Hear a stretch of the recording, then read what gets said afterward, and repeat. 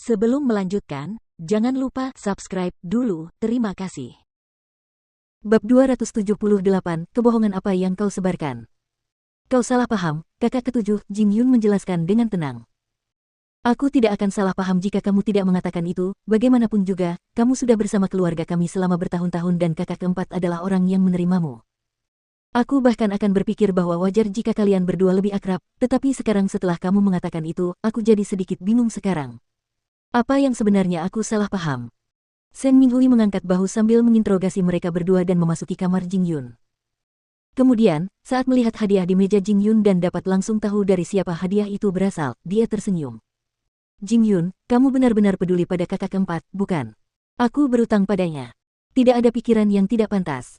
Luar biasa. Anak yatim sepertimu seharusnya tahu bahwa kakak keempat jauh di luar jangkauanmu. Cukup. Seng Minglan menegur adik perempuannya yang ketujuh dengan tegas. Dan kamu harus tahu siapa asistennya. Aku tahu. Bagaimanapun juga, seseorang harus mengenal Tuan Anjing sebelum memukul binatang buas itu. Saudari ketujuh terkekeh dan meninggalkan ruangan. Baiklah, aku tidak akan mengganggu kalian berdua. Seng Minglan marah, tetapi Jing Yun menahan tangannya. Jangan memprovokasi dia karena aku. Tapi bagiku, kamu sama pentingnya dengan Seng Xiao. Itu sudah cukup. Jing Yun menjawab sambil membebaskannya. Silakan kembali ke kamarmu dan beristirahat, kakak keempat. Lagi pula, kau seharusnya tidak berada di sini, kau akan segera bertunangan. Seng Minglan yang tak berdaya hanya bisa mengangguk. Kamu juga harus istirahat. Katakan padaku jika ada yang salah. Saya mengerti. Seng Minglan berbalik dan meninggalkan kamar Jing Yun, yang segera menutup pintu di belakangnya. Dia takut akan meluapkan perasaannya, dan juga sangat sadar bahwa dia tidak bisa tinggal bersama keluarga Seng setelah ejekan kakak ketujuh.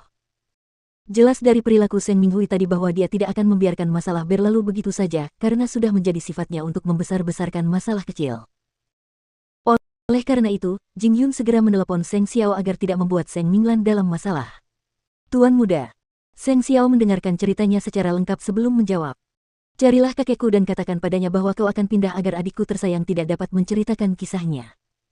Dan jika kaulah yang pertama kali mencari lelaki tua itu, akan terlihat seperti kakak ketujuh yang memaksamu keluar, dan dia tidak akan membiarkannya. Aku akan mewariskan rumah besar yang diberikan ibuku sebelumnya kepadamu. Potong saja dari sahamnya nanti dan anggap saja aku sudah menjualnya kepadamu. Dimengerti, Tuan Muda. Mu Kiki berada di samping Seng Xiao saat menerima telepon. Dia bisa mendengar perasaan Seng Xiao dari caranya membantu Jing Yun dengan sepenuh hati, pikirnya, dan memutuskan mengapa Jing Yun begitu bersedia berada di sisinya. Pria itu sungguh peduli, memperhatikan setiap detail. Sementara itu, Jing Yun sendiri segera pergi bekerja setelah menutup telepon, mengunjungi ruang belajar Tuan Tua Seng di malam hari. Ah, Jing Yun.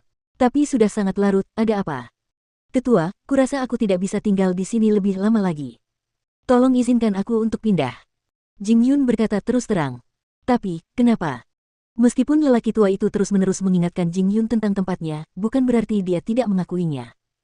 Kakak ketujuh melihat kakak keempat ketika dia mengunjungiku di kamarku tadi.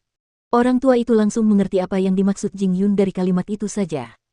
Kakak ketujuh melakukannya lagi. Wajar saja kalau kamu lebih dekat dengan kakak keempat karena dialah yang menerimamu. Bagaimana mungkin kakak ketujuh itu bisa membuat keributan ketika kita semua tinggal satu atap? Tetapi kakak keempat akan segera bertunangan. Aku tidak ingin menodai kehormatannya atau menimbulkan masalah. Itulah sebabnya aku mengharapkan persetujuanmu, ketua. Kau tahu kau seperti cucu bagi lelaki tua ini, Jing Yun. Baiklah, jika kau ingin pindah, aku akan membantumu mencari tempat tinggal. Tidak perlu, ketua. Tuan muda sudah mengaturnya. Jing Yun menjawab dengan nada formal yang khas, sesuatu yang telah diinstruksikan Seng Xiao sebelumnya, untuk menunjukkan ekspresi kecewa di hadapan lelaki tua itu. Sehingga terasa sangat sakit. Baiklah. Lakukan saja jika itu bisa menenangkan pikiranmu. Dengan persetujuan lelaki tua itu, Jing Yun memindahkan barang-barangnya keluar dari kediaman keluarga Seng dalam semalam. Tidak seorang pun diberitahu. Bahkan Seng Minglan pun tidak. Keesokan harinya, Seng Minghui memang menyebarkan rumor tentang kedekatan Seng Minglan dan Jing Yun, bahkan bertemu hingga larut malam. Dan ketika kakek Seng mendengarnya saat sarapan, ia segera membanting tangannya ke meja. Berdirilah tegak, saudari ketujuh. Kakek. Seng Minghui kebingungan saat merasakan kemarahan lelaki tua itu, dan merasa harus berdiri. Kebohongan apa yang kau sebarkan tentang kakak keempat dan Jing Yun? Kakek keempat adalah seorang wanita muda dari keluarga Seng dan Jing Yun hanyalah seorang yatim piatu. Apakah kamu tidak takut orang lain akan mengatakan hal-hal seperti itu jika mereka bertemu larut malam seperti itu? Kamu masih membicarakan itu?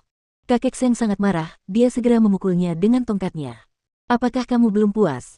Kamu telah memaksa Jing Yun meninggalkan rumah tadi malam. Ya, kakak keempat yang menampungnya, tetapi dia telah bekerja keras untuk keluarga kita selama bertahun-tahun tanpa sepatah kata pun keluhan. Kamu bahkan tidak dapat membayangkan prestasi yang telah dia capai di Huang Yao, apalagi mencapai sepertiganya. Dan kamu masih saja memaksakan diri. Kakek. Dia pergi dengan cepat tadi malam karena dia takut mulutmu akan mengatakan hal-hal yang akan menyakiti kehormatan kakakmu. Tapi meskipun kupikir itu akan membuatmu diam, kau malah melakukannya sampai ke tingkat berikutnya. Kurasa kau tidak perlu sarapan. Kembalilah ke kamarmu, aku tidak ingin melihatmu. Orang tua itu benar-benar murka sampai-sampai ia menuntut hal semacam itu. Meski begitu, Seng Minglan merasa sangat berbeda. Dia pun berdiri, dan sebelum Seng Minghui sempat pergi, dia menamparkan wajahnya, membuat seluruh keluarga Seng tercengang. Terutama orang tua itu. Apa salahku sebagai kakakmu? Sampai-sampai kau menyebarkan rumor tentangku seperti ini. Aku mengetahui bahwa dirinya salah, Seng Minghui tidak bisa mengatakan apapun. Sebenarnya tidak apa-apa jika kau mengejar Jing Yun. Aku hanya tidak akan menunjukkan belas kasihan padamu mulai sekarang. Dengan itu, Seng Minglan meninggalkan meja. Semua orang bisa merasakan kemarahannya, dan dia punya alasan untuk marah. Karena dijadikan contoh, Seven Sister hanya bisa kembali ke kamarnya dan memecahkan beberapa barang. Kenapa? Kenapa semua orang membenciku? Kenapa? Kamu tidak mengerti. Sementara itu, ketika Seng Minglan sampai di rumah Jing Yun dan tidak menemukan apapun selain pakaian ganti miliknya, bahkan hadiah-hadiahnya pun tidak ada di sana. Dia telah meninggalkan keluarga Seng tanpa sepatah kata pun. Sejujurnya, dia malah menamparkan Seng Minghui alih-alih melampiaskan kekesalannya. Namun dia telah pergi, tanpa sepatah kata perpisahan. Seng Minglan merasa amat putus asa. Kemana dia akan pergi selanjutnya? Akankah dia melihatnya lagi?